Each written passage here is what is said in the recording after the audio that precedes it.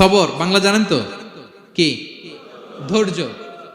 ধৈর্য এমন একটা গাছ যে গাছের চারিদিকে কাটা, কিন্তু ফলটা মিষ্টি সুস্বাদু। এই সুস্বাদু ফল খেতে হলে এই কাটাগুলো সহ্য করতে হবে। ধৈর্য। ছোট্ট ছেলে মেয়েদেরকে ননির পুতুল করে গড়ে তুলবেন না, খবরদার। ওদেরকে কষ্ট সহিষ্ণু করে গড়ে তুলবেন। আপনি থাকতেই কষ্ট করা শিখান, তার জীবনটা স্মুথ হবে, তার ক্যারিয়ারটা ব্রাইট হবে, তার ভবিষ্যৎটা সুন্দর হবে। ছেলে মেয়েরা কিছু চাইলেই সাথে সাথে দিবেন না। অনেক বাবা মা আছে এত আদর করে, এত বেশি আহ্লাদ করে, যা চায় তাই দেয়, পরে হিতে বিপরীত হয়, ঠিক কিনা? ছেলে মেয়েকে অভাব শেখান, ছেলে মেয়েকে কষ্ট শেখান, ওদেরকে সংগ্রাম শেখান, প্রতিকূল পরিবেশে কি করে টিকে থাকতে হয় এটার সবক শেখান। সেদিন লোকমান তাই করলেন, ছেলের সবর শিখাইলেন যে বাবা ধৈর্য ধারণ করো, আতঙ্কিত হবা না। জীবন এটা সহজ নয়, জীবন চলার পথ সহজ নয়, এটাকে সহজ করে নিতে হয়। কখনো সবর করে, কখনো ক্ষমা করে, কখনো অন্যকে ইগনোর করে, কখনো দোয়া করে, কখনো আল্লাহর উপর তাওয়াক্কুল করে, ঠিক কিনা? ছেলে মেয়েকে আদর করে বোঝাবেন, বাবা এখন তুমি বাবার হোটেলে খাও, মায়ের হোটেলে ঘুমাও।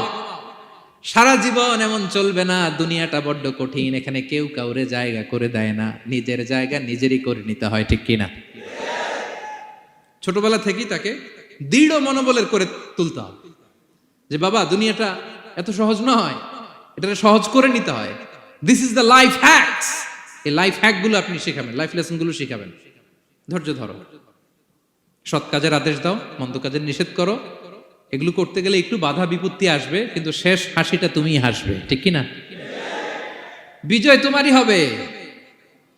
কি বলেন? সময়ই কথা বলে, সময়ই কথা বলে। বিপদে ধৈর্য ধরো। বিশ্বনবী আল্লাহ বললেন, ওয়াসবির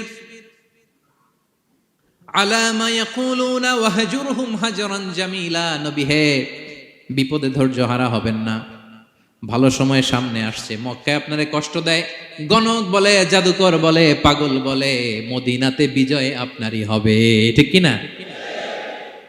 ছেলে মেয়ে যেন আশাবাদী হয়ে গড়ে ওঠে, হোপফুল, আতঙ্কিত যেন না হয়। কষ্ট শিখান, ধৈর্য শিখান। আচ্ছা গেল। এরপর তিনি বললেন, ওয়ালা তুসাইর খাদ্দাকা লিন্নাস। ও আমার কলিজার টুকরা সন্তান, ওয়ালা তুসাইর খাদ্দাকা লিন্নাস, অহংকার করে মানুষ থেকে মুখ ফিরিয়ে নিও না। ছেলেরে এবার সোশ্যাল বানানোর চেষ্টা করতেছেন, হ্যাঁ? ওয়ালা তুসাইর খাদ্দাকা লিন্নাস। দেখেন একটার পর একটা, প্রথমে স্রষ্টারে চিনাইলেন, তাই না? এরপরে স্রষ্টার ক্ষমতা সম্পর্কে শিখাইলেন, এরপরে আধ্যাত্মিকতা শিখাইলেন, এরপরে ইবাদত কি সেটা জানালেন, এরপরে তিনি সোশ্যাল এঙ্গেজমেন্ট কিভাবে করবেন, সোশ্যাল রিফর্ম কিভাবে করবেন শিখালেন। এবার মানুষের সাথে কিভাবে মিশতে হয় সেটা শিখাচ্ছেন। মানে পিপল ওরিয়েন্টেড হও। ওয়ালা তুসাইর খাদ্দাকা লিন্নাস, অহংকার করে মানুষের থেকে মুখ ফিরিয়ে নিও না, মুখ ছিটকাবে না। মানুষকে সম্মান করো, মানুষের সাথে মেশো, বি পিপল ওরিয়েন্টেড। আমাদের অনেক ছেলে মেয়েরা মানুষের সাথে মিশতে পারে না। দোষ কার? বাবা মায়ের, শেখায় না। একটা সময় আমাদের মনে আছে, ছোটবেলায় মেহমান আসলে আমরা এত খুশি হইতাম, কি বলেন? মেহমানের কাছে যাইতাম, সূরা শোনাইতাম, কবিতা শোনাতাম, এটা খেলতাম, ওইটা করতাম, যাওয়ার সময় আমাদেরকে টাকা দিয়ে যেত, হায় রে খুশি। এখন দেখবেন টেনে হিসেবে মেহমানের সামনে আনা যায় না। এরকম আছে না নাই? অনেক ফ্যামিলিতে এরকম আছে যে তারা সারাদিন ডিভাইস নিয়ে, এই ডিভাইস আসক্তি এত মারাত্মক পর্যায়ে পৌঁছেছে যে তারা মানুষের সাথে মিশতে পারে না।